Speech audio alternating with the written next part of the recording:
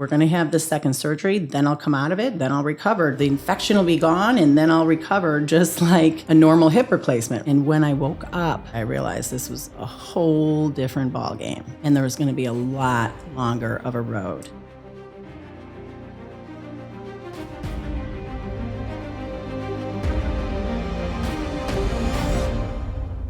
Welcome, everybody, to the Warrior Podcast. This is a first today. We are on location at Sara Goggin Young's house. What an honor. We have an interesting podcast today. We're going to talk about hardship, fear, faith. We have an interesting scenario going on with my friend here, and she's going to talk about it. So with that said, welcome me, Sara Goggin, to your beautiful home. And for all of you out there, Sara is a life coach. She coaches many people. She's really good with youngsters. And we've had other podcasts about her. So if you like this podcast, go back and look at the other ones that we did. So Sara, you've been in a little bit of a hardship here. Little challenge. You want to tell your story?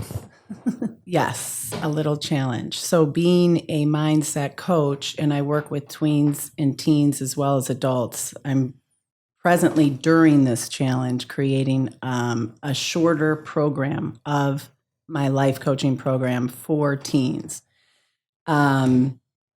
which is helping me stay motivated and stay present and positive during this challenge. I went in for about 5 years. I've been having pain in my hip. I had planned to have shoulder surgery because I swim and I can't swim. I can't do this motion. That's the only thing or backstroke. That's the only thing that's impaired by my labrum tear in my shoulder. So I had it all prepared to have shoulder surgery, and then my leg went out. I at the beginning of the year, I went to 4 doctors, 4 surgeons. Long and short of it is I needed a hip replacement. I know where I am, where I want to be, and I want to collapse the obstacles. I don't want to modify my behavior. I want to get as much done as possible. And movement is huge to me. Movement is how I've handled every other challenge before. So I had a routine hip replacement. I've had 6 knee surgeries, never had a problem with any of them. Including a knee replacement and a knee revision. So I went to an in and out process or surgery, in and out. I came home that day, weight bearing. I didn't need the walker even. I was painful, yes, a lot of pain, but I was able not to use the walker. It was easier for me. This is on the hip replacement. This is the hip replacement that was May 28th. But my pain never went away, and it never went down where it's supposed to go down pretty. I mean, you've had your hips done, right? Does right. The pain? Well, you and I talked a bunch of times about the hip replacements because Right. I've had them both replaced and knees. But you've already know all about the knees. And I kept telling you that you're athletic, you're muscular, the hip technologies, the hip joint is much simpler than the knee joint. So I'm like, yeah, you're going to be running and doing all kinds of stuff in a short time. So which is what I fully expected. Right. And day 7, it was the first time, and I was minimizing my movement so I could heal. I went downstairs to switch the laundry, and I thought, wow, you have those random thoughts that go through your head. I was like, it feels like I peed on the outside of my leg. I looked down, it's covered. My sweat, I was wearing sweatpants, was covered in fluid. So my wound was oozing. I contacted the doctor, went to see the doctor. I was rushed to the ER and told I was going to have surgery in the morning and that the infection was down to the joint. And he looked at me when I came in to see him in the office, and he just said, I'm so sorry. This is your surgeon? This is my surgeon. I'm so sorry. I'm so sorry. You're in this situation. Your infection is down to the joint. We're going to have to have surgery where we will clean it, debride it, irrigate it, bleach it, change out 2 of the 4 parts in a hip replacement, and bathe it in antibiotics, and you'll recover in the hospital. So I went and had that surgery done, 8 days. So in 8 days, I had 2 major surgeries done. And have you looked at that Hans table that that you're laid in the operating room for a hip replacement? It might be a shorter comeback, but it's pretty brutal in the surgery room. Let me address that with the audience. There's 2 kinds of hip replacements. One is called posterior, where they go in through your glute muscle, and that's the old school way. And the other is called anterior, and they make a smaller incision kind of in the front of your pelvis. And the operating table, they literally buckle your chest in, and then they put your feet in these neoprene boots. They look like ski boots. Yeah, your legs are on top of planks that actually move up and down independent of where your torso's. So they can make the incision, and then they do this with your leg, and they pop your femur right out. They pull your feet back. Take the one that so for me, the right. They twerk the ankle so that my hip dislocates, and then they go to work. Yep. And then they have a whole wall of tools that looks like an actual auto mechanic. They got saws like a chop shop. Yeah, it's crazy. So it's definitely major surgery. So I had 2 of those in 8 days. That's what they did. They went in and they cleaned it. And as he was replacing 2 of the parts, the ball of the femur, the shaft, he was not going to replace. That's drilled into your femur bone. He tapped the ball because it's modular. They fit together like Legos to come out. And the entire shaft popped out, filled with infection. So then they had to irrigate my whole thigh. And clean that and debride it and whatever they do. And this is in your femur bone because that rod, that titanium rod, goes right into the center of your femur bone. Yeah, so outside the hip capsule. I was told that this infection spread so fast, so rapidly. The doctor's PA, their surgeon's PA, said she's never seen anything like it.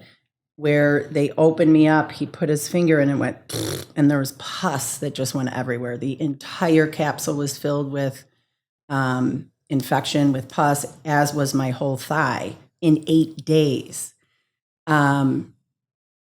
which is why this is such an anomaly. Because like Frank said, I'm going to be 52.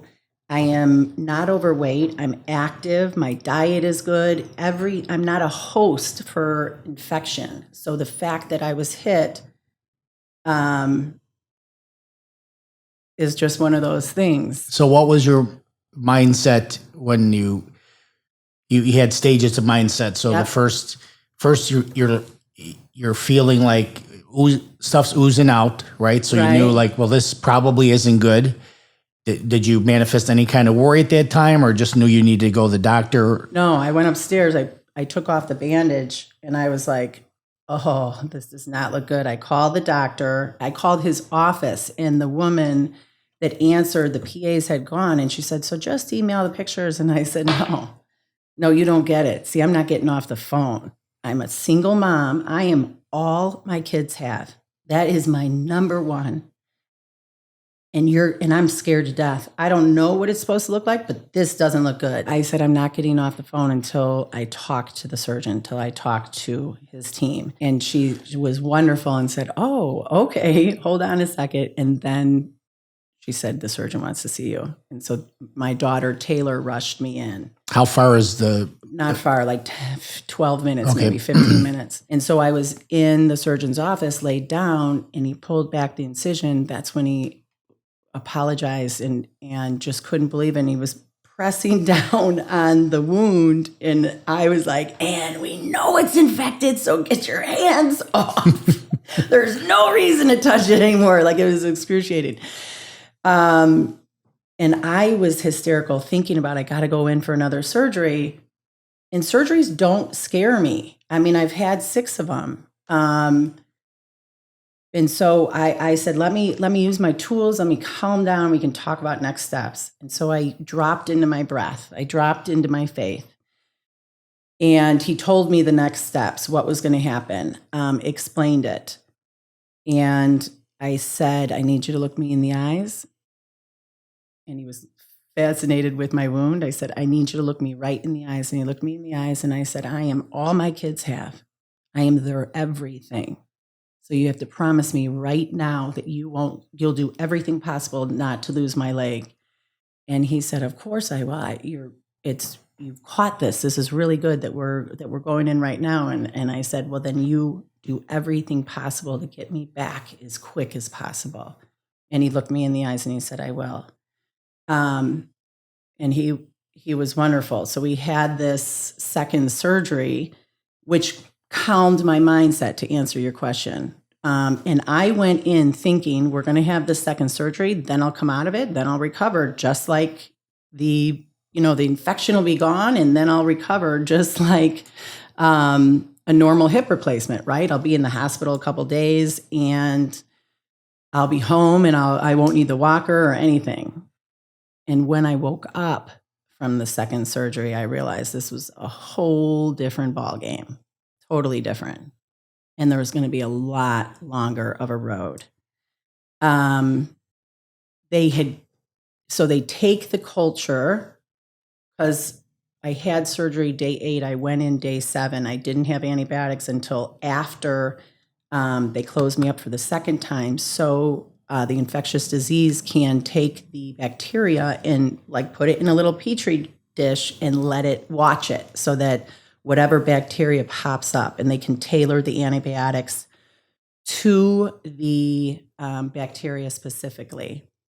I was lucky that it wasn't a bacteria strand that is resistant to antibiotics, which is one of the concerns. What are those called? Is that a MRSA infection? Such as MRSA. Gotcha. Yeah. Mine was not. Mine's serraceous. And which is weird. It's odd because it's not usually there's 2 that cause infections. There's 2 bacteria that are the most popular that cause infections. Mine was neither of those. And I had this wound vac on top of my new scar, which is pretty badass, a lot bigger than the original scar.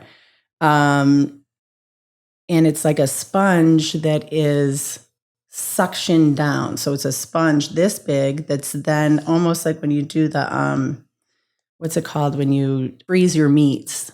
Vacuum seal. Yeah. Mm-hmm. So you vacuum, the sponge is vacuum sealed over my wound, and then there is, you see this is attached to this canister. And it's a little suction. And so there's this wound vac. And then if it discharges and the sponge saturates, then this can fill with whatever is coming out of the incision. But these Provinas, which is a great Provina, I have 125 now. I've had the Provina Plus. This company is phenomenal because mine's gone out in the middle of the night, and I've been on the phone with them multiple times. They've walked me through every single time. They're wonderful. But the whole thing is this is supposed to heal the wound. It's never really supposed to fill. I filled 8 to 10 in 8 days. And while I was in the hospital, I would have these terrible, terrible pain spikes only once a day, and they were in the evening, and they were debilitating, where my whole leg would cramp up. I couldn't breathe. My heart rate would go up, complete anxiety because I'm in this pain. And the only thing that would relieve it was Dilaudid, which is a pretty heavy-duty painkiller. I couldn't leave the hospital until I could get off Dilaudid, and that was, I think I was in the hospital 8 full days. So 6/13, my second surgery was on the 6th. On the 13th was when I went home. And then it's been a long road. So, like I said, I came home. The pain spikes weren't every night, but they were fairly consistent. That first 2 weeks I was home. That's when I filled up all of those. And I noticed every time I had a pain spike, the discharge there was major discharge, which to me says the infection is active.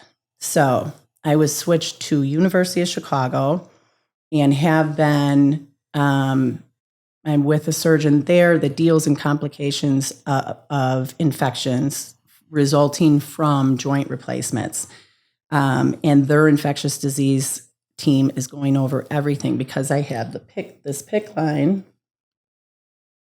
that I have the antibiotics delivered every week, and the PICC line is giving me the antibiotics intravenously for 6 weeks. I've now found out that that is the minimum. It could be 8 weeks, and then I will take oral antibiotics to keep suppressing the infection until minimum a year. And this bacteria is deadly. So they're very worried about it. They've been monitoring me very closely. A couple times a week, I'm down at the doctor's. I have blood draws. The nurse comes. It also has sister pathogens that can pop up, and those are like MRSA. Those are resistant to antibiotics. So they're very worried about that. Up until last week, I felt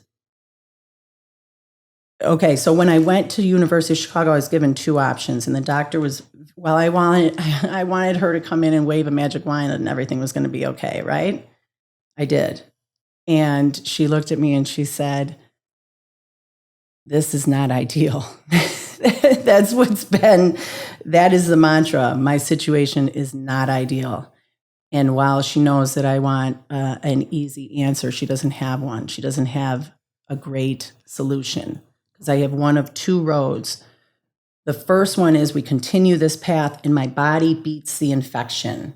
And then as it's suppressed enough, I can move forward with PT, with movement and rehabbing a bit slower than the original, but rehabbing to get back to 100%. Or if my body can't fight the infection along with the antibiotics, then I have to have a 3rd surgery where they open me up again, they clean everything out, they take out all 4 parts of the hip replacement and put something called spacers in.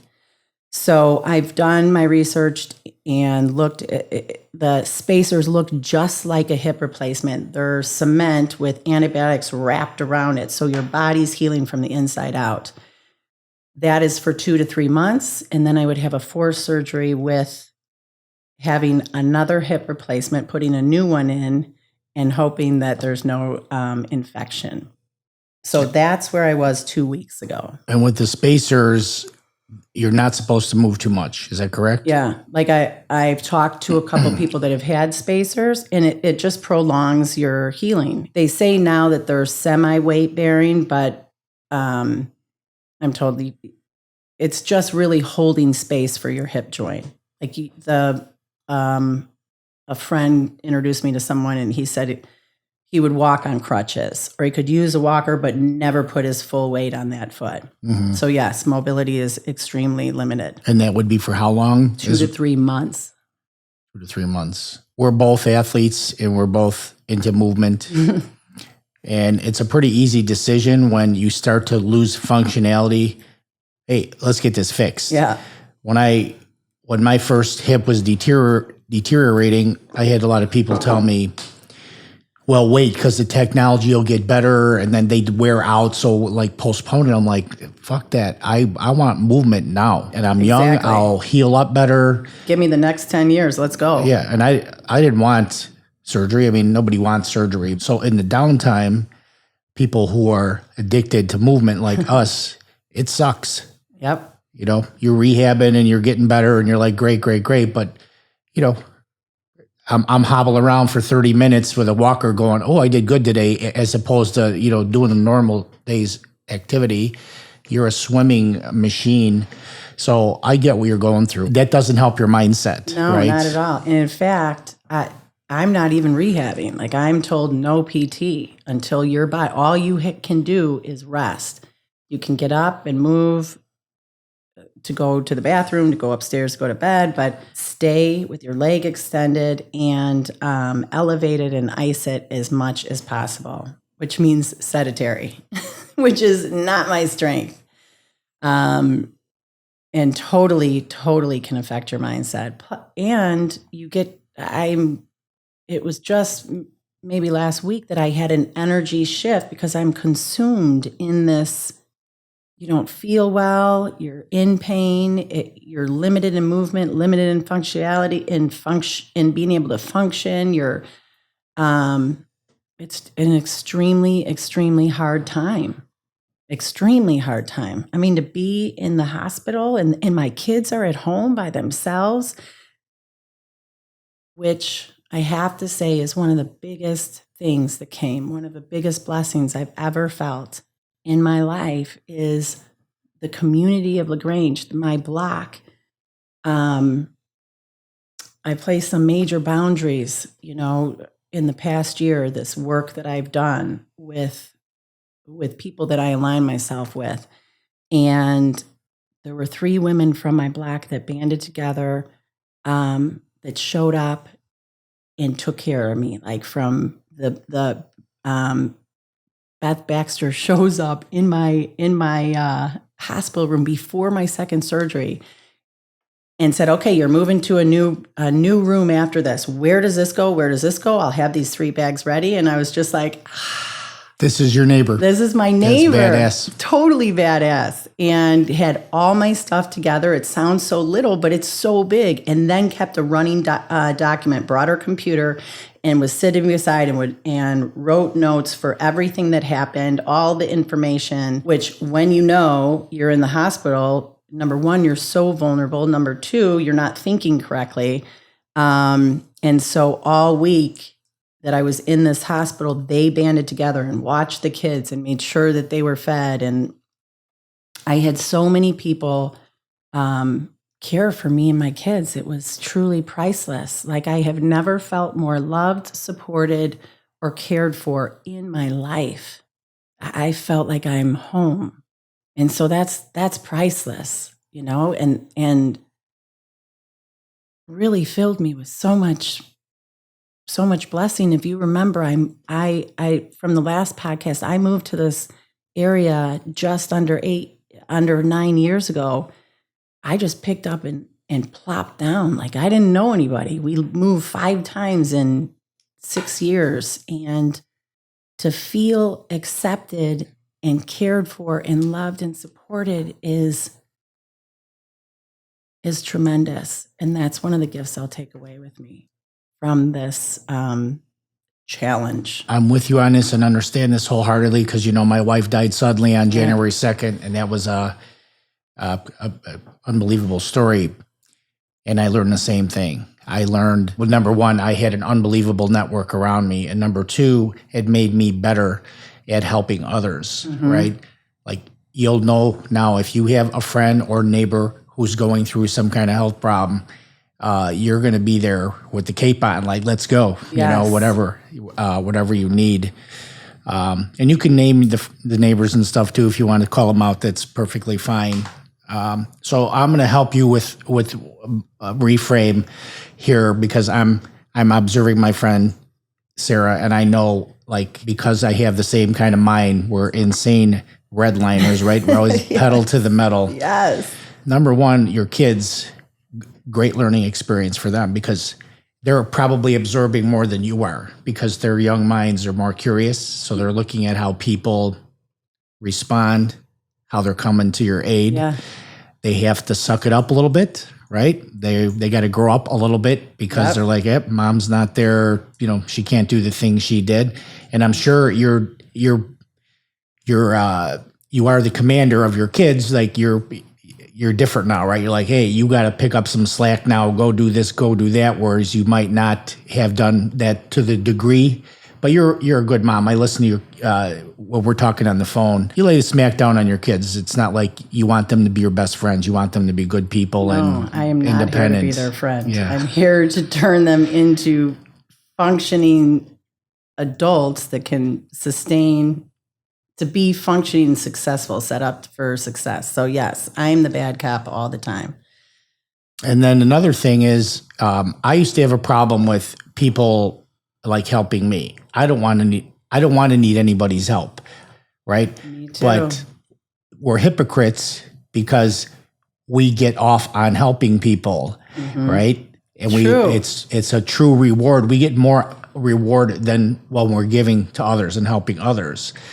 But then the hypocrisy comes in that, well, we don't want people to help us. Well, that's bullshit, because that's our mission and we get off on it. It makes us feel good. And when people help us, they're getting off on it and they're getting a rate of return on helping us, you see? So, And I love that. I never thought of it that way. It's you have so to be, true. you have to be gracious that way and realize that it's fulfilling for them, right? We look at it as, I don't want to be a pain in the ass to anybody. Well, and I don't want to be seen as weak. I don't want to have to need anyone, because my whole life I've had to do everything on my own. So I learned how to do that, right? And that's one of the things that I've learned. This challenge has taught me I need to ask for help, to be vulnerable, to rest, and how to stay positive and motivated and move forward at a time like this. Maybe I'm not moving forward. Maybe I have to be okay with just resting and healing,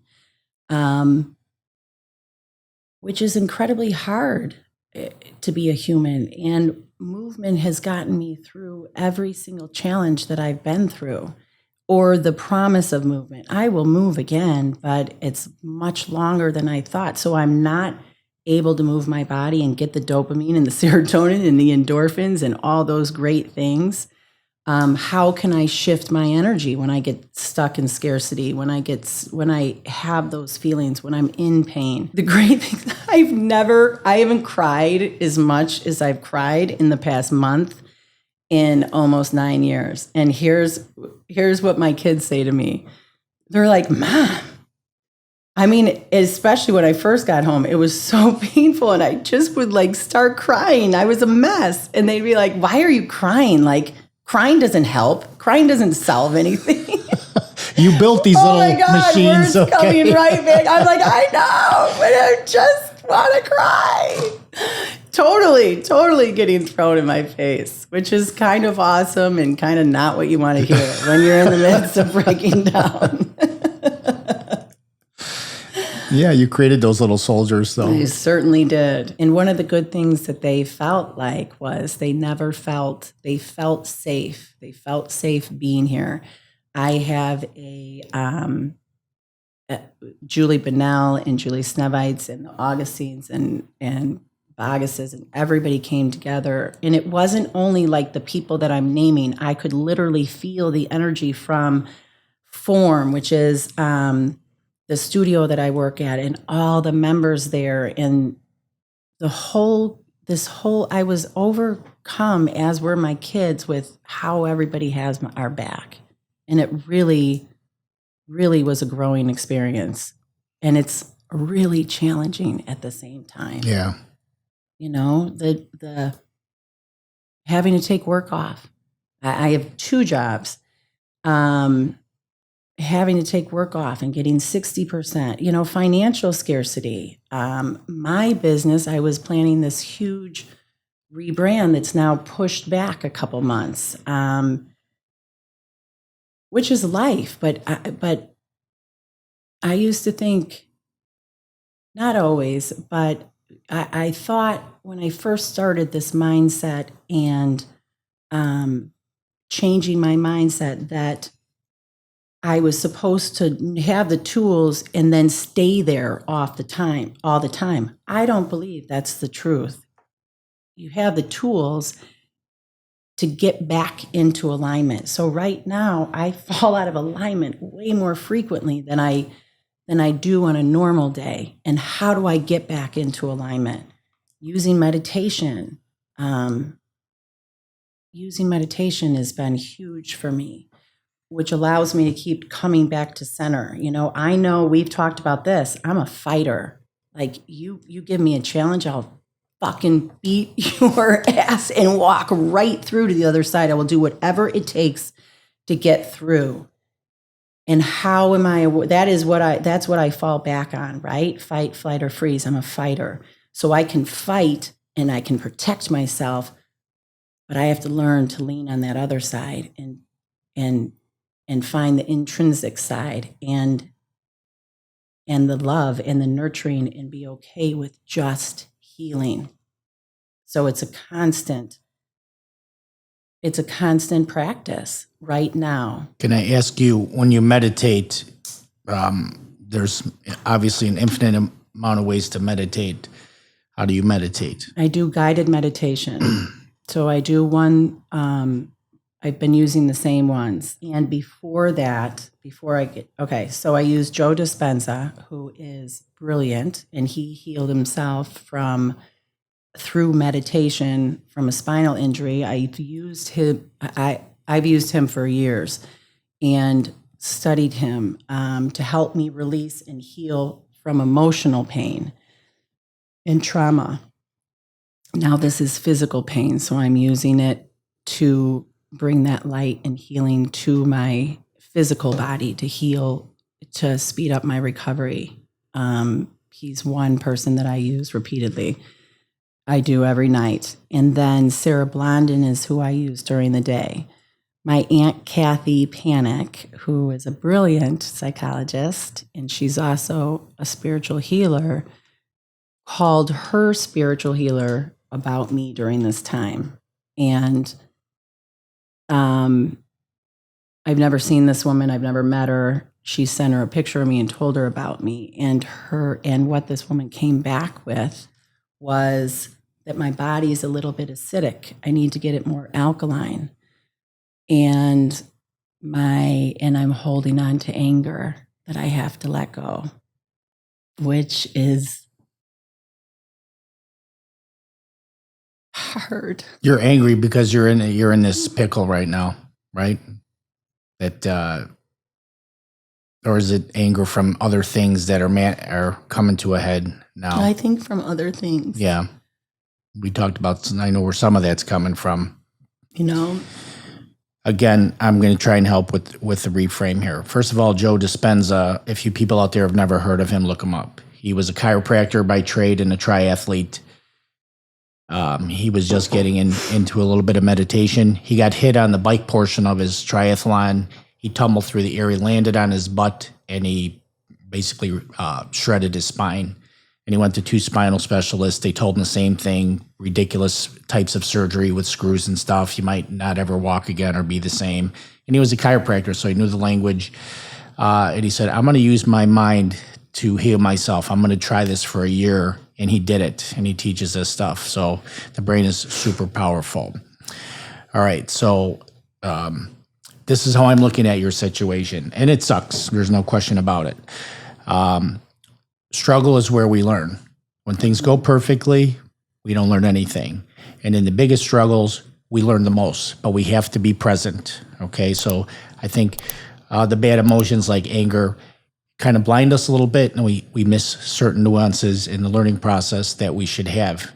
And believe me, I'm not being self-righteous here, because I really try to put myself in your situation, and it should be, it is a big deal that you're in. You are a fighter, and it's like I almost feel like I can't fight is what I'm trying to put my head in your head. I can't even fight. I'm like, let me do rehab. Let me get out there. Let me move. I'll do it. Push myself, whatever I can. And it's almost out of your hands, some of the stuff. So, but struggles is where we learn the most. And then your mission in life, which is to help others. This particular struggle here gives you more credibility. You already had the whole, should have been on the Olympic team swimming, bad water skiing accident, didn't know if you were ever going to walk again. And then the spiral with the drugs and alcohol and the bounce off of that, you have a ton of credibility. This is completely different. So when you get to 100%, you'll be able to identify with way more people, because you'll have had another struggle that other people have that, it's a different struggle to have a health problem like this than it is, I screwed up my knee water skiing, and I don't know if I'm going to, ever be on the Olympic team again. So that's another positive. And right now, in the present moment, every day that you live your life, all the things you post, all the things you say in conversation, all your interactions with people, you're teaching people they're learning from you. They're like, this girl is in a fucking battle right now, and I'm getting teary-eyed. Look at how she's doing her best, and she's in a struggle. So you're actually teaching others right now, especially your kids. So I just wanted to throw that in there. Thank you. And regarding the anger, first of all, I know, and we've talked about this, that I have generational trauma. And I've learned that through a guided meditation. I work with Kelly Fermaniak she does guided meditation for high performers. Every Tuesday night, I've done that for 3 years, where I've connected, and that's where I've learned that there's a lot of anger that's not mine, that was passed down. I truly believe in that. So learning how to let go of that, but also that I didn't realize how angry anger that I still have for people in my life that have hurt and betrayed me, or that have hurt my children, and that have continued to make life hard and harder than it has to be for them. But that's not in my control. Can you tell me what is generational trauma? Generational trauma believes that at one point there's 4 generations in one body. So a woman like my mother, when she was born, had all of her eggs, right? And when I was born, I had all of my eggs when I was an egg and inside of my mom, as well as her being raised from, I'm not articulating this correctly at all, but that trauma is passed down by generation, and it's passed down on a cellular level. And so we can hold emotions for things that we didn't even know that happened generations before. So it's almost like you inherit your parents' DNA. Yep. And part of that DNA is these emotional things that's wrapped up in when you're conceived, that flows right into you, right? Yeah, traumas that they have been through, or traumas my grandma has been through, or my great-grandma, which is also how family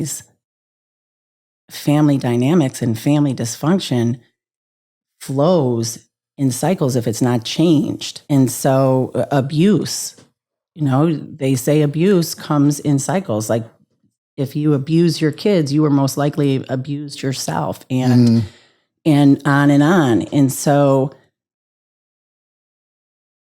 I'm just exploring that and learning how to let that go. So am I an expert on it? No, but I know that I have felt it. I have heard it. I know that it's within me, and that I want to do whatever I can in order to feel at peace within myself. So not only do I want to be a better version for everybody else, I want to be a better version for myself. I want to feel as good as possible on a daily basis. And when I'm faced with challenge, that I don't default to rage, that I don't default to anger, that I can stay rooted and grounded and continually show up from a place of my core values, or my most emotionally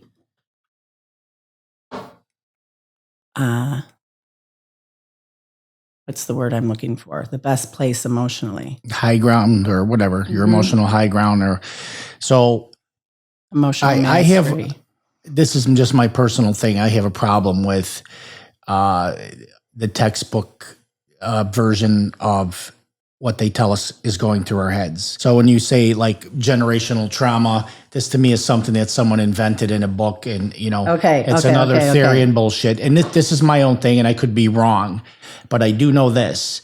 And we live our lives understanding how the brain works in its basic form. When you think, you have a thought, you have you create a neural pathway, and when you manifest a thought over and over again, you create entire neural networks. So if you're thinking of things in a positive way, looking at life with gratitude and so forth and so on, you build neural networks that are positive. And if you manifest bad thoughts, you build neural networks that are negative. Yep. And the science has showed that when you say something out loud, it's 10 times more powerful in wiring your brain than if you just think it. So if you say out loud on Monday morning, this is going to be a shit day, you're almost guaranteeing you're going to have a shit day than if you just think it. So if somebody tells me, there's a thing called generational trauma, my metacognition alarm goes off and goes, here's another bullshit theory. Because what about all the generational things that were good, the victories and the love, and like, how come they're not talking about that? So I don't want to give any space to generational trauma in my head, even if it's real. I don't want to be thinking that it's even possible. And by doing that, it's a blockade that I won't have any generational trauma. It sounds stupid, but this is kind of like a Dispenza thing, right? We manifest our own reality. And, that's my little thing about generational trauma. Also, like when people say, well, I went to my psychologist and we're talking about my triggers and stuff. And I'm like, well, fuck, I don't want any triggers either. I don't want even to think there's a trigger, something that makes me angry, because then I'm giving myself permission to have triggers and things that make me angry. The things that make me the angriest, and it's just driving in traffic when I get cut off, and I'll just scream like whatever. I'll curse and then right back down to calm state. It's just a reflex action that I'm working on getting rid of, but I don't want to have any triggers. All I want to do is when the shit's hitting the fan, I want the strong part of my brain to go right into problem solving mode. That's it. Like cool, steely problem solving mode. If I have an adrenaline dump and I need anger for that, that is the only context I believe that we need anger. Anger is the trigger for fight in the fight, flight, or freeze. Anger is what triggers the fight, okay? That's the only thing we need anger for. And if you see in the animal kingdom, I think I told this story on another podcast with you. I saw a video of a mommy zebra and a little zebra, and a lioness attacked a baby zebra, got it compromised immediately. The mother turned around, she started snorting. That was her anger triggering her fight, and she ran in and started biting the lioness to the point where the lioness released her little baby zebra, and they started to run off together, and then the lioness jumped on the mother zebra. And she started kicking like a mule, and she caught the lioness flush, and that lioness flew off. It was game over. And they galloped off into safety. Now, when those animals get back to safety, they return to their calm state. So that anger was only there to trigger that fight. But we humans, we manifest anger, and it's like us taking poison to hurt the other person. If we carry anger, like you have anger about certain things that we've talked about, that shackles you. And it's really fucking hard to get rid of that anger. But it usually always has to do with forgiveness. Forgiveness is the offset for anger that you hold against other people.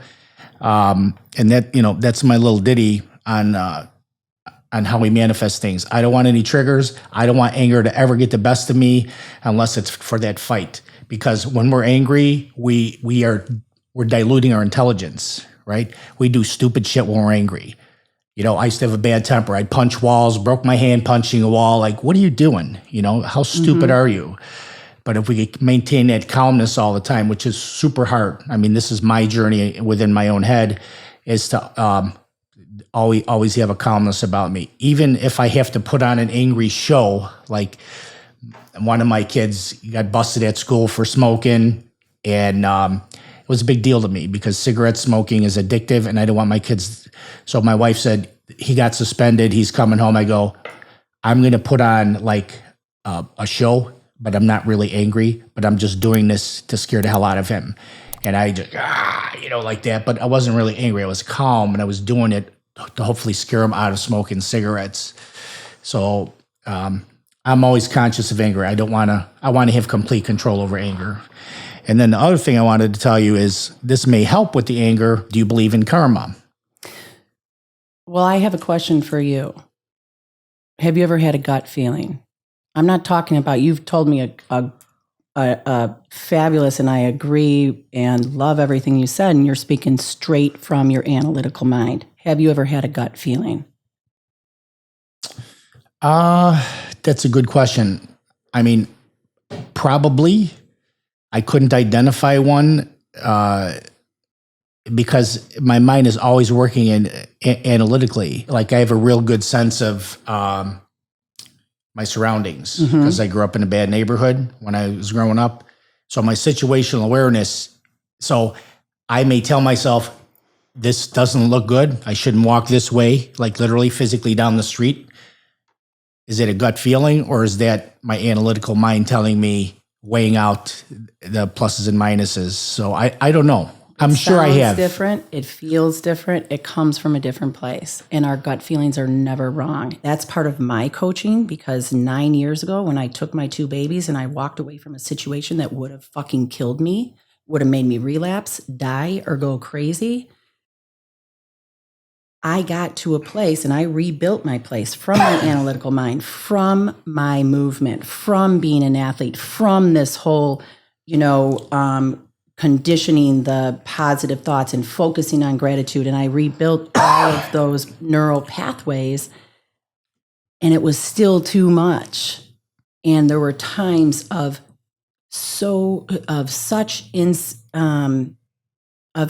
fear that all I could do is give it away. And that's where my faith came in. And pray. And for me, it wasn't praying the Hail Mary. It wasn't praying the Our Father. That's not what worked for me. For me, it was to get out of my analytical mind and connect within, which is exactly where I hear my gut feelings or my intuition, my goal, my essence, my soul, my spirit.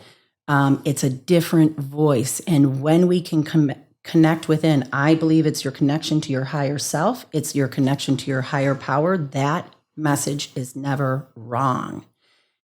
And at my darkest times, when I was alone and I could connect there and ask for help, it always came. The answer always came. And so I learned how to connect to that place more frequently.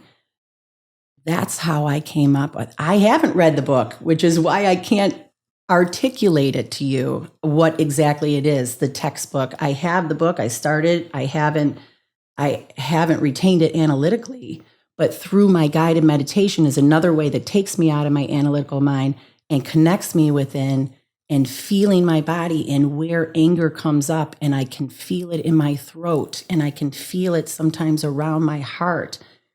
And then to hear that whisper, this isn't yours. This isn't yours. That's how I got to generational trauma. Not because I read it in a book and I'm trying to give my feelings away or not claim responsibility or accountability. I don't give a fuck where the goddamn anger is. I don't care who it came from, Frank. I'm with you. It doesn't serve me anymore. Mm-hmm. And it alienates me from my kids. Because I can turn it on like that and I can snap. And with as much control as I've learned how to control my emotional mindset, I still have more work to do. And so if understanding that some of this anger isn't mine, and I'm not actively angry about this situation, I'm not, if I stay stuck in the injustice and how unfair life can be and yada, yada, yada, then I'm stuck and it feels bad. So I'm going through all these things. I don't care where the anger comes, but if there's anything that I can change within me, then I want to change. And that's what I'm working with right now with guided meditation is connecting within. It's so different than being up here. And I think if I can connect within and turn instead of to my warrior self that knows how to get the fuck up, make a goal, create a plan and execute and build from the ground up, making my body as strong as possible because then I feel better physically. I feel more confident. I feel more powerful and go at it this way. That's out of my realm right now. So if I can turn intrinsically and count on that softer side or the feminine energy or the divine feminine or whatever it is, if I can master that side to ease when scarcity comes, to calm and to bring peace, then when I'm back, I can bring both together, if that makes sense. The anger is what I call an upstream problem. It's there. It exists, whether it's generational trauma, things that happen to you that you're still holding on. It could be all of that. That's an upstream problem. You're a grand master at the shit flowing down the river. Now it's at my own personal banks. You know how to deal with that, like to keep going. Yep, I'm swimming through sludge right now. I got this. I told you this at another podcast ago. You're like a medic in combat, right? You patch him up. I can patch myself up and keep going. But this upstream problem is still there. And it's really hard to get rid of that stuff. And like I said, all roads lead to forgiveness. If it's against a person or something that somebody did to you, the forgiveness, I believe, it's how you just cut the cord. It's gone. So just something to think about. And I wonder if maybe it's forgiving myself. It could be that. Maybe that's because I am still torn with forgiveness. I think forgiveness is more about forgiving yourself. And you can accept other people and you can forgive them for where they're at. And saying that you forgive them, releasing that, but I don't know, we're human. We never forget. Forgiveness doesn't mean forgetting. It doesn't mean it's an absolution. It doesn't mean that it's gone. Yeah, you're talking to a Sicilian. We don't forget shit. It's in your fucking fascia. It's in your body. Yeah. It's in your, The Body Knows is another book I'm reading by Gabe Matt. I always say Gaber Mate, and he's brilliant. Gabe Mate, how our body holds stress. I wasn't aware. I just want to do whatever I can do to release any negative or any conditioned behavior that I've relied on that served me in the past that isn't serving me now, and learning a new way to switch my energy, because that's what I have to do, right? With meditation, I can become present, become grounded, become connected with my body versus focusing on the difficulty of the situation. All right, so I want to backtrack you on let's go back to the faith portion. You said you don't say, the Hail Marys and all that stuff. How do you pray? Show me the path. And who are you praying to? Well, I was raised Catholic, so it's out of convenience sake, I call my higher power God. I don't care who you believe in. I don't care who anybody else believes in, as long as you believe in something that's outside yourself. So you don't have to fix, manage, and control everything in your life. So you pray to be shown the correct direction to go. Show me how to do this, because I don't know. That's interesting. I don't know. That's one of my biggest tools. When I ask that question, and I ask with a specific situation, the answer comes, and it never comes from up here, ever, ever, ever. It does not come right away, but it'll come, and it's usually when I'm folding the laundry or taking a shower or doing the dishes, some mundane exercise that allows the other part of my brain or my soul to open, and it just comes through and will give me an answer to handle a situation that I didn't think of, that's outside the box. I got a great example is my dad, a couple years before he passed, 2 years before he passed, he was in Florida and he couldn't fly home because his body had swelled so much. So he was in the hospital in Florida for, I don't know, over a month. And they gave him this heavy duty diuretic, and he lost like 47 pounds.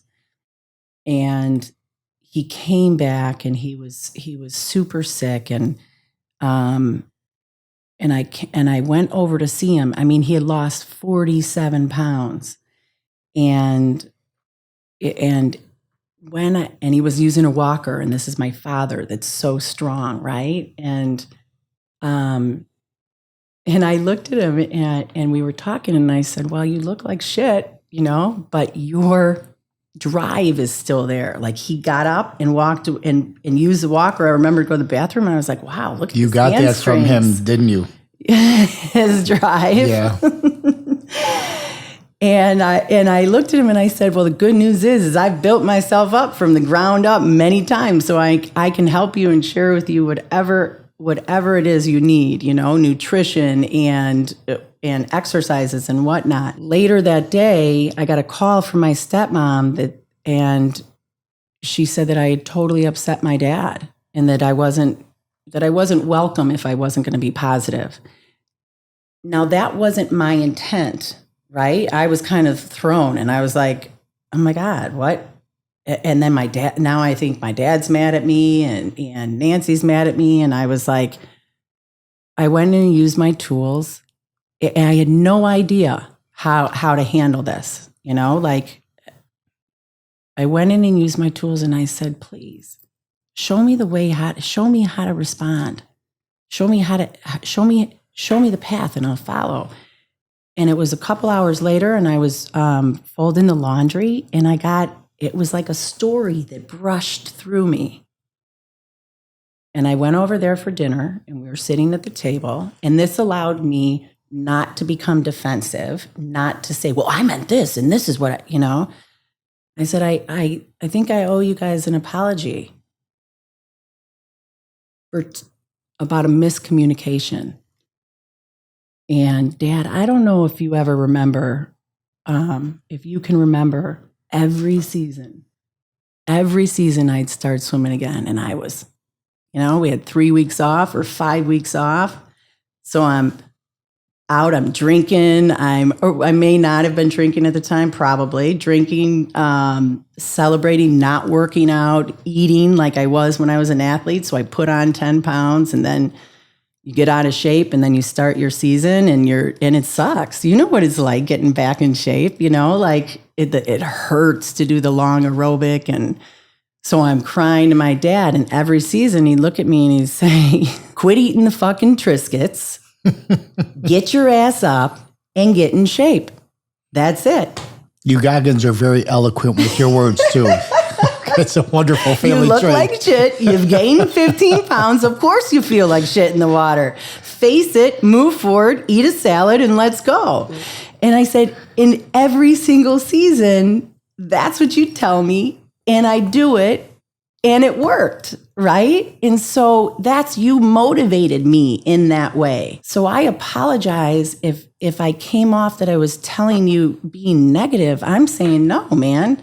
You got the shit kicked out of you, Let's move forward. But your drive, your mindset, that is still there. And that's the only thing that matters. And so that story came to me, the way to explain that came to me not from up here. That's cool as hell. We talked about this on our previous podcast. We'll just say, you had interesting times growing up with your family that were not optimum. Okay. Yep. We're not going to over dramatize things, but you righted it as good as you could write it. I mean, like right the ship, get it upright. When your dad was passing. At the end of your father's life, you were able to release some of this, we'll call it real trauma that you went through in your crazy family. You were able to wash it away almost. I was able to accept my dad for who he was, and he's a man. I think so many times we put our parents on these pedestals and forget that they're just a man and just a woman, and we all have faults because we're human. And so I was able to accept my father as just being a man, and he has his faults just as I have mine, and acceptance, and then the ability to spend time with him and ask some of those hard questions. And then when I was asked to give the eulogy, that is another one that I wrote this. He passed, and it was like we had an extended amount of time before that, like 5 days versus 3 before the wake and the funeral. And so I spent all this time writing this eulogy, and I was like really proud of it. And I read it to one of my closest friends, who was a very good friend of my dad, Colleen. And there was this hesitation right after. I expected her to be like, "Oh, that's awesome." And she hesitated after she read it. No, after I read it to her. Okay. Yeah. And she said, "Well, that's really nice." I was like, "Fuck you, Kyle. What do you fucking mean it's nice? I don't want it to be nice." And she said, "Well, then I think you have to go a little deeper." And I was like, crushed. Because I didn't want to go deep. Because to go deep is painful, or more painful. But I knew she was right. And so the next day, I think that was the day of the funeral. It was either the day of the wake or the day of the funeral. I was out of time. So she said that. I went outside. I used my tools, my breathing. I dropped within. I said, "Show me the path. Show me the path." And the answer came, "Write him a letter. Write him a letter." And it was so clear. And another friend said, "Speak to him as his little girl." And I went to sleep that night, and I got up and followed all my tools, which are movement, my goddess hour, get up extra early, get on the bike, have my workout, have my shake. And I sat down and I wrote. And I wrote him a letter about everything I was grateful for. And it was fucking awesome. I did him. How do I not make it about me and honor my dad? And writing him a letter about everything I was grateful for it was the perfect answer. And that didn't come from here. It came from connecting in here. That's cool.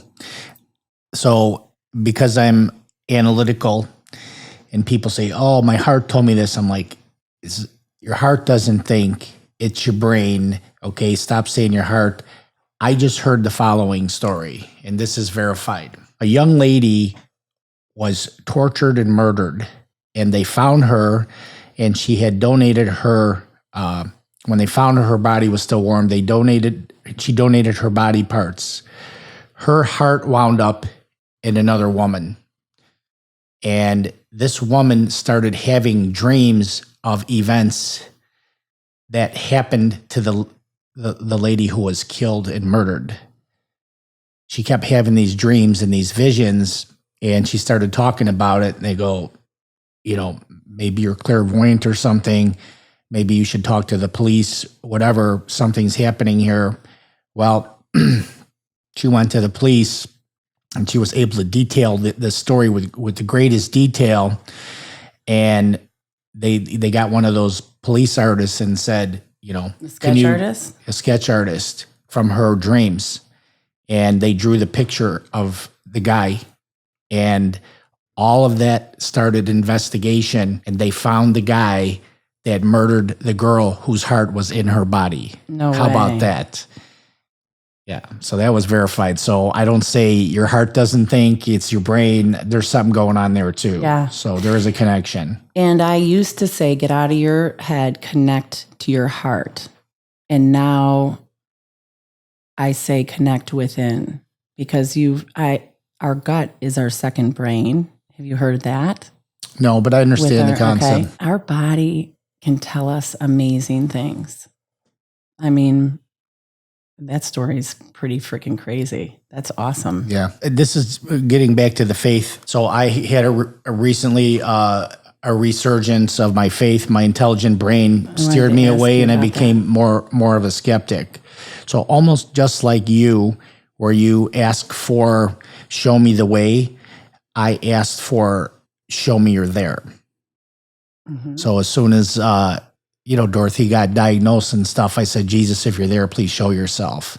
And then all of these things lined up. And, I don't want to go into it on our podcast, but tell me one of them. Tell me a couple. So I said, Jesus, please show yourself. And then everything that happened in Dorothy's last days, like from, I have a little bit of a gut problem, going to the doctor, and then, 4 days in the hospital, stage 4. Everybody was able to come and visit her for 3 days. But that whole scenario on the airplane, like she died on the airplane touching down, but all these people, like I was really paying attention. It was like divine. Like there was an old lady, and I was, on one knee, like holding Dorothy's head because she was really weak. And the lady said, are you okay? Is there anything I can do? And she was an old lady with a cane. And I said, no. I go, she's real tired and whatever. And she said, I'll be praying for you both. And the lady right across the aisle offered a pillow, and the flight attendant was amazing. All these people from Southwest, the police, like it was almost like I had a team of angels the whole way. So I was paying attention to that. And then in the week after, I went to go to deep tissue massage. Now, I don't go see my massage therapist anymore because she actually has healing hands, and she's very spiritual with God and Jesus. And she's like kept terminally ill. You only have a few months to live. Cancer patients, they're alive and well, and they give her the credit for it. Okay. Oh my gosh, so I didn't want to take any of her time anymore with my achy muscles. And I told her that. I said, if you ever have an opening, I'll take it, but I'm looping myself out now because I don't want to. And she's been on my podcast a couple of times. So after that whole, and that was trauma for me, the whole airplane ride and stuff where she died in my arms, I called her and I said, if you can get me in, it'd be great. So we get on the table. She's like, okay, you first. And I told her the whole story. And we started talking about faith. And she said, whether you believe or not, it almost doesn't even matter because you're here for a purpose and you're living out your purpose. And I told you that the first time I worked on you, I could feel God working through you. And I used to love that. I'm like, whatever. And then she said, can I pray with you? And I said, this is at the end of the massage. So I'm laying on my back, and she grabbed my head like this, and she said a prayer, and I like something was moving inside me. The very next day, I was at Aldi in Lamont. I've never been in that store in my life. I'm like, I was in the mall there. Let me check out this place. And as soon as I walked in, I saw one of my customers who bought a house with me in Lamont, Hillary, who's very spiritual, like Nikki, the massage therapist. Hey, how you doing? And we hugged each other. And I said, I told her a quick condensed story, and she started crying right there. And she said, can I pray with you? So we're standing by the door that does this, and she's putting her hands on my head, just like Nikki did. And she said a prayer, and something was moving inside. Okay. This is just incredible. The next day was Friday. I went to go visit my Aunt Rose. She's my angel on earth. I had a copy of my book, and my book was dedicated to her. So I was reading the chapter about her, and she's going, oh, stop. I go, no, I lived through this. This is real, and you told me some of this stuff. And she said, can I read the book? So I brought it over to her, and I took a picture of her, which is her little mouth was moving, and she was reading it. And on the TV set, I always put the 1970s music channel on. So I was watching her and smirking, and a song came on by Gino Vanelli, who was a 70s artist from Canada, and he was my mother's favorite artist. And nothing jolts me into my mother's memory more than that, okay? Okay. So I closed my eyes, and I started thinking of fond memories of my mom, and I was smiling, and I said to myself, I wonder if my mother met my wife, because my mom died a year before Dorothy and I started dating. Wow. And I started smiling and thinking about what that must look like. And I said to myself, to the TV set, I go, don't you dare play Still the One. No way. Still the One was her song for me, and it was her ringtone for me. What do you think came on right after that? Still the One. So now I'm looking up at the sky, and I'm going, okay, I got this thing happened. this thing happened, this thing happened, and these things are just lining up like daily. I put a post on Facebook, and if anybody has an interesting life story and wants to come on my podcast and you think your story could help others, so I get a reply from my real estate photographer, Antonio. He goes, I got a guy, I'll have him call you. So the guy calls me, and he's telling me his story. You know, he was lost his faith when his grandpa died when he was 13. He joined a street gang, became a drug dealer, all the way into adulthood. He was super successful. He became an executive chef too, married a beautiful girl. They had 4 beautiful kids, and she eventually put the pieces of the puzzle together and knew he was dealing drugs, and she left him.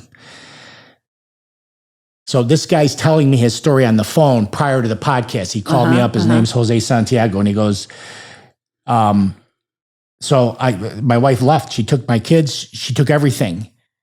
There was no furniture in the house, just my English bulldog. And I was sitting there, and you know how they say, don't get high in your own supply? He goes, for 2 weeks, I just did cocaine and drank booze all day and all night. And he goes, I hit my rock bottom, and I was sitting on the floor next to my bulldog, and I grabbed my pistol, and I pulled the trigger, and the gun jammed. And he said, I re-racked around, and I put the pistol to my head again, and just then my phone rang. And he goes, I looked at it, and I didn't recognize the number, and I don't even know why, but I answered the phone. And he goes, as soon as I heard the voice, I knew who it was. It was one of my best friends from high school that I hadn't seen in 20 years. He got drafted to play professional baseball right out of high school. And I said, man, why are you calling me right now? And he goes, are you okay? So, why are you calling me? He goes, God told me to call you right now. And now I'm going, okay, I got this happened, this happened, this happened, and this happened. And I go to him on the phone and go, get the fuck out of here. And he goes, yep. And he goes, at the end of the conversation, he prayed with me. I cried. He cried.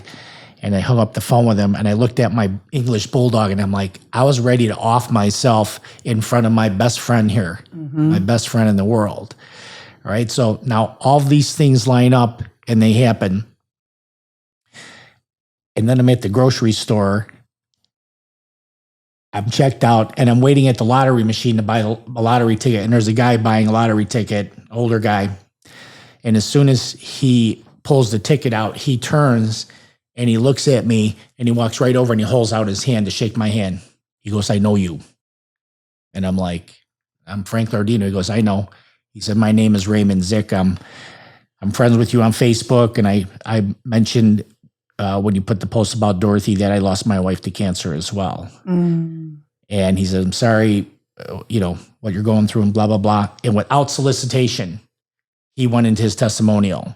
He was a street thug, robbed stores, beat people up with baseball. Like he just started talking, and I'm looking up, I literally looking up at the ceiling and go, okay, how much do I need to hear here?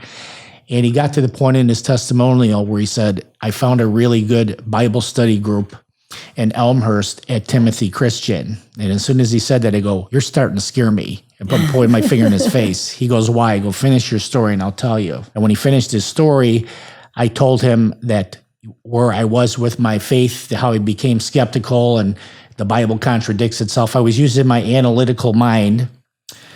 And he goes, well, why did I scare you? I said, where do you think my wife and her siblings went to high school? Timothy Christian in Elmhurst. So it was almost like he was talking to me. Yes.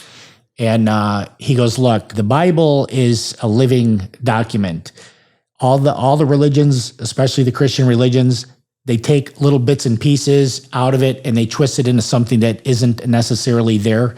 You need to read the book yourself because the truth will reveal itself to you. And I thought to myself, what an asshole I am. All my strongest held opinions are due to intense research. I'm a whore for knowledge and data. Like that's all my strongest held opinions. I could debate with you because I researched, but my opinion about the Bible wasn't because I read the Bible. It was because of what I thought was in the Bible, what people told me was in the Bible, right? So complete turnaround. So I came back. But and what you felt. The icing on the cake, though, was at my pasta Sunday. I was in the kitchen talking with two of my best friends, one from my best friend from high school, George, and my brother-in-law, who's a pastor, who knew I was turned skeptical. he came over and smugly said, "Hey, I saw your podcast with Jose Santiago, and I saw you get teary-eyed when he told you the story about the phone call." I go, "Of course, John, it was powerful, like get off my case." And he was smugly smiling. And my buddy George says, "I lost my faith one time too. And it was one conversation that restored my faith." And he goes, "Who had that conversation with me?" I go, "No." He goes, "You don't remember?" I go, "No." He goes, "It was you." And he told me the conversation I had with him in high school. And I'm like, "Yep." I go, "What the hell happened to that guy?" And that What was it. The conversation. The conversation was his mother was very sick all the time. She had a brain tumor and couldn't go outside. And he became very bitter about that. Like he had an unfair situation. And he was my best friend in high school. He said, "I don't believe in God and Jesus anymore." I'm like, "No, Jesus is real, brother." Because the shit that I went through when I was a kid, when I was alone and scared, I felt him protecting me. Yes. I felt it. He's real. And I had forgotten, in my analytical adult mind, I had forgotten all that stuff. And basically, all those things put together, I asked for him to show himself. He hit me in the head with a sledgehammer a bunch of times. I would have been foolish not to see that.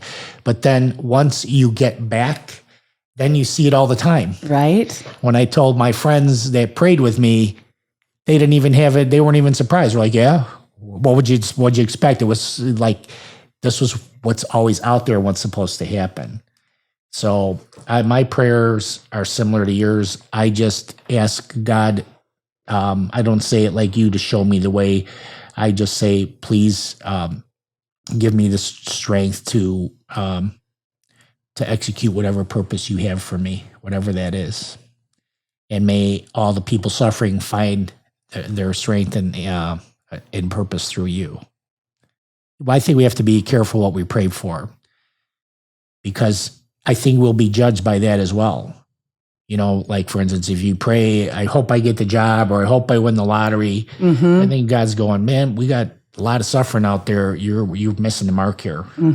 So I'm very careful what I pray for. I don't want to pray for anything for myself, more for others. But like I said, whatever my purpose is, please give me the strength to live out whatever that purpose is. Which is what I agree, to watch how your words and how you pray. I increase mine to show me the way to serve, expand my territory so I can serve more people. Show me the way to show up and raise my children in a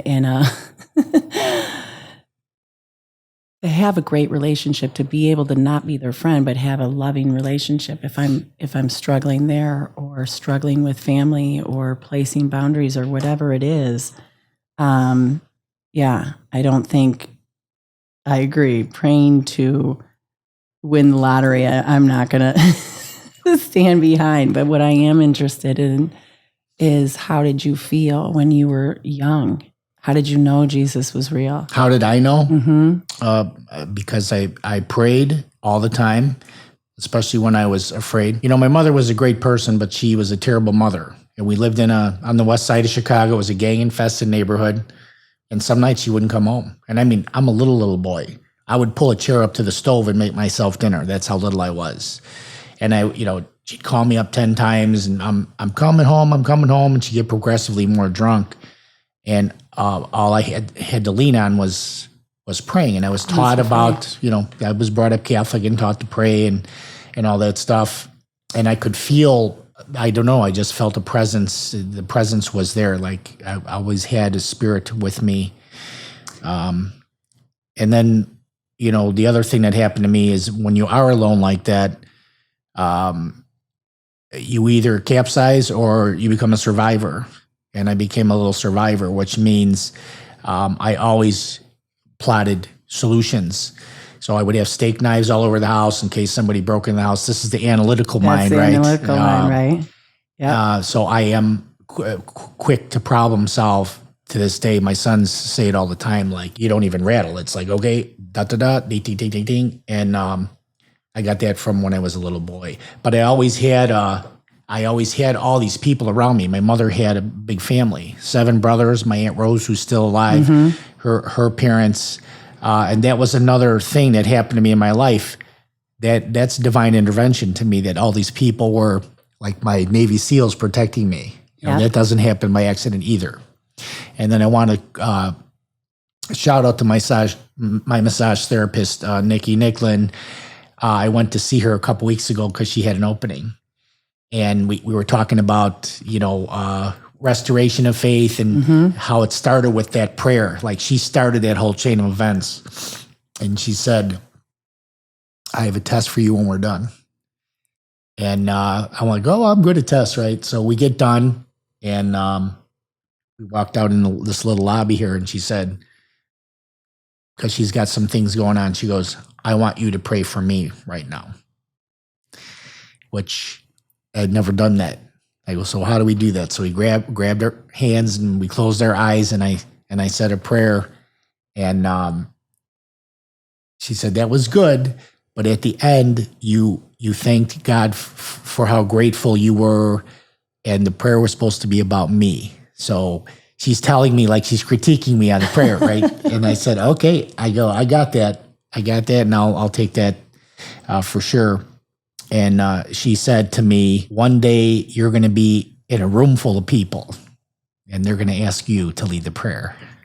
I'm like, there's no way, but it's interesting how she thinks about that. And who knows? I can't wait. That was my little journey back and it feels good. I was in the bathroom today. I brushed my teeth and then I just dropped to my knees right there in the bathroom, said what I had to say, And then I wanted to throw this at you. This is just my analytical mind as it applies to faith. The journey of faith, actually, it starts with the strengthening of oneself. We have to take care of ourselves first. Because if we're in a state of depression, if we can't handle what life's throwing at us, our faith is not strong, right? And we forget. We forget to rely on our faith. My brother-in-law might not agree with me on that. Faith starts with faith.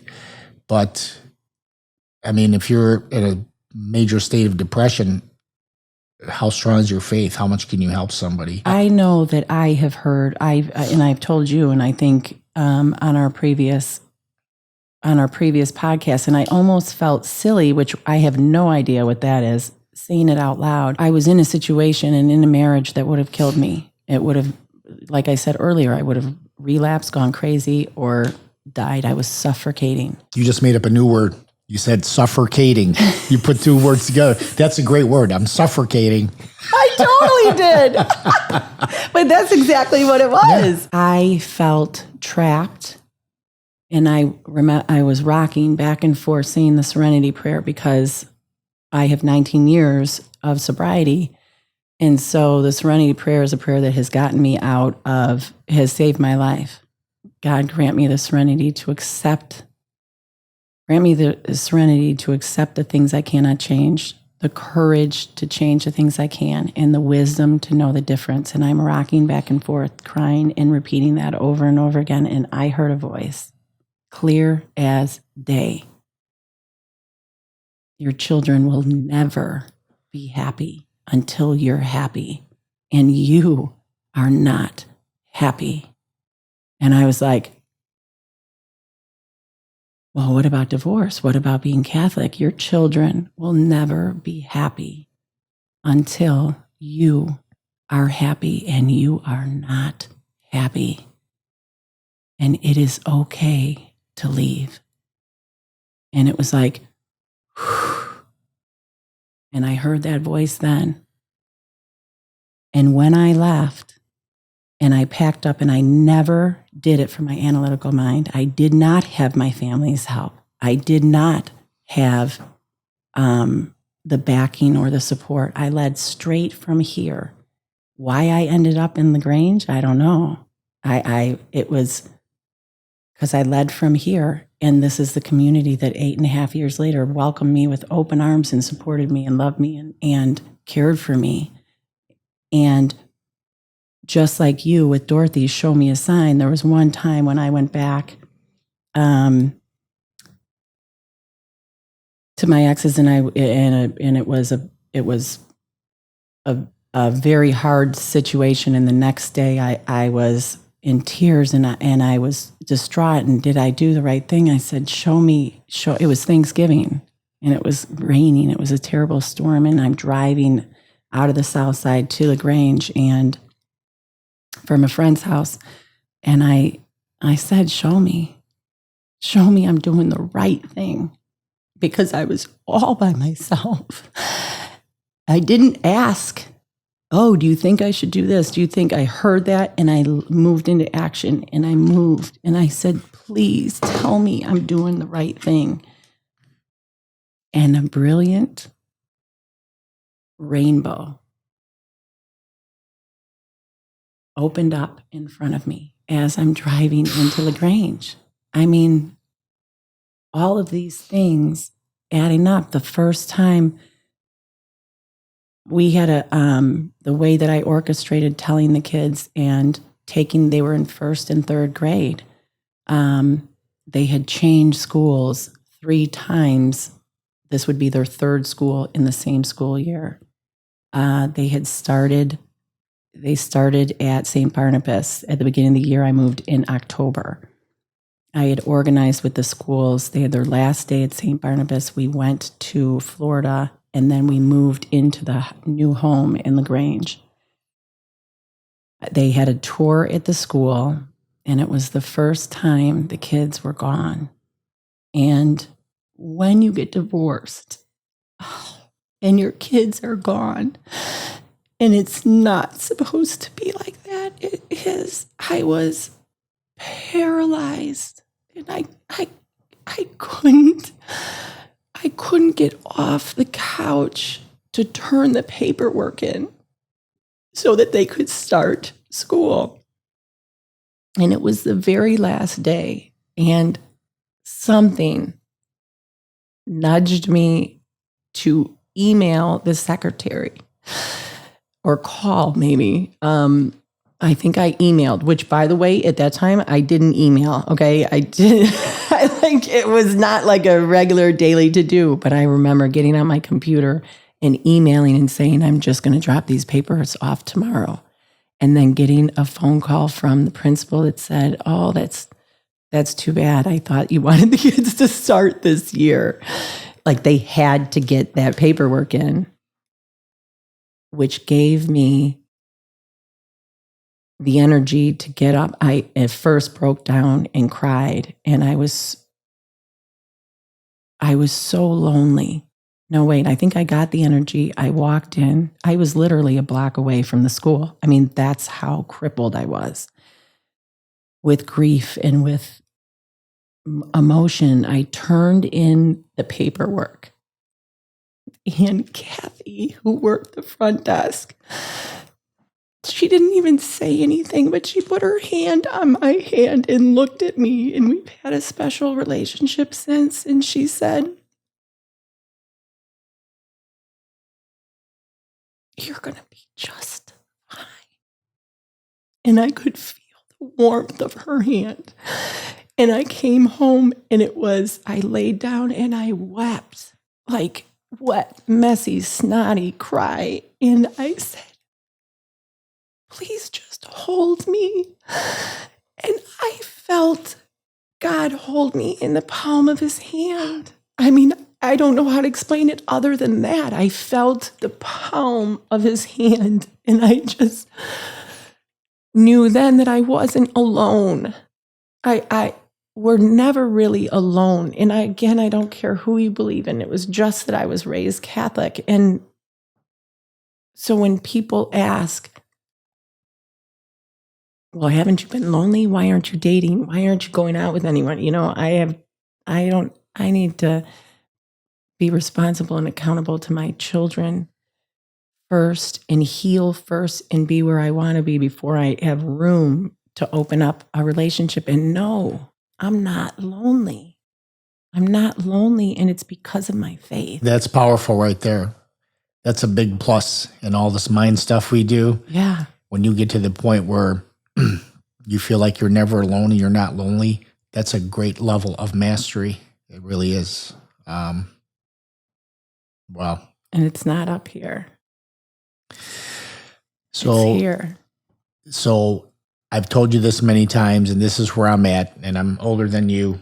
That doesn't mean anything, but I've lived longer than you and maybe had a little more practice doing a few things. I truly feel, because I use gratitude so much all the time, that I tell myself, and it's my belief, I used to say I've lived a good life.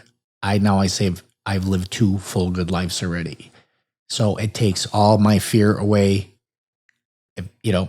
Whatever. I don't have a fear of dying. Mm-hmm. I mean, I don't know if I'm going to have bullets flying at me, in a foxhole. Would I have fear of dying? Who knows? But I've had a really good ride already, and it helps me live in the present. Mm-hmm. So as long as I am extracting all the juice out of today, and we know that to maximize our time in the present, giving is the highest form of living. Yes. You and I we both understand that, and it's like stealing, right? Being kind to people is it's actually like shoplifting life, because it's so easy to be kind, and it doesn't cost anything to be kind, and you get it automatic. And it feels good.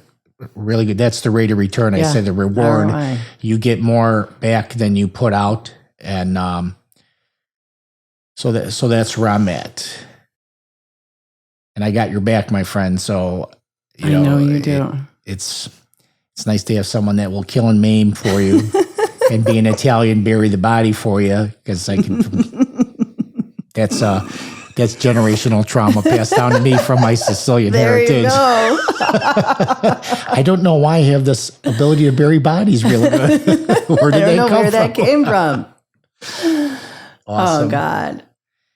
So, yeah, my friend, you're in a struggle right now, but this was a really good talk. I don't know. Do you want to add anything? We covered a lot of ground here. I just want to add that, we're all human. And we are all perfectly imperfect. I used to switch that and say imperfectly perfect. No, we're perfectly imperfect, and feeling stuck and feeling fear and feeling all of those feelings is, I believe, part of being human, and even for the strongest of us. I learned that this year, being a guy, never wanting to show tears. And like you said, I've shed more tears this year than my entire life combined, including when I was a baby. So it definitely is okay. And asking for help. And graciously, and accepting it. And accepting it, exactly. Accepting it and remembering our faith, whatever yours is, that we're not alone, and that we don't have to live up here. And when we can live in both places, then that's huge. And I know you might roll your eyes at me, but we are warriors. You're a warrior, and warriors are strategically designed for the struggle. So what you're apparently we are. Apparently, what you're going through. If you were the average person, you would be, floating belly up in the water right now. So you have a lot of purpose, and you know that, and you're gonna keep pushing. And I'm gonna keep helping, because that's my whole thing. If I can do it, I was a freaking drug addict and alcoholic on my knees. If I can do it, anybody can. Mm-hmm. And this new challenge is going to teach me how to get there without movement. Awesome. You're my dear friend, and I want to thank you for sharing I am honored to your be here. struggle. I didn't say that, Frank. Yeah. Thank you so much. No, you say you're honored to be here when you're in my podcast studio. I'm honored to be here because I'm in your house. But thank you for sharing the struggle that you're currently in. This will be able to help a lot of people. And, we can continue the story as you progress. So I look forward to it. All right, my dear friend. Thank you for joining us, guys. Peace out. It's Sara Goggin Young, my dear friend and inspiration. And I want to give one more shout out to the Power to Believe. So that's my mission. We forget how much power we have inside. We forget to rely on our faith and forget to rely on ourselves. and we are our own best friends. And when we can release the way we've been raised and pour that love within and listen to our bodies. I knew there was something wrong with my leg. I knew the pain spikes with the nurses, like, oh, you had PT today. Nope, no. This pain is not from walking around the nurse's station with the walker, But relying on ourselves and soothing ourselves and motivating ourselves and asking for help if our motivation is down. I knew that you coming over here would fire me up again. Nice. And that's the power to believe. Thank you again, my friend. You guys can look Sara up on Facebook, and you have a website too? I have a website. It's live, but I'll have a new website at the August 1st. Awesome. On LinkedIn and Instagram too, Sara Goggin Young. Sara Goggin Young. All right, everybody. Thank you for joining us on this podcast. We will see you at our next podcast. And remember, there's a warrior inside us all. Yes. Bye, everybody. Bye-bye.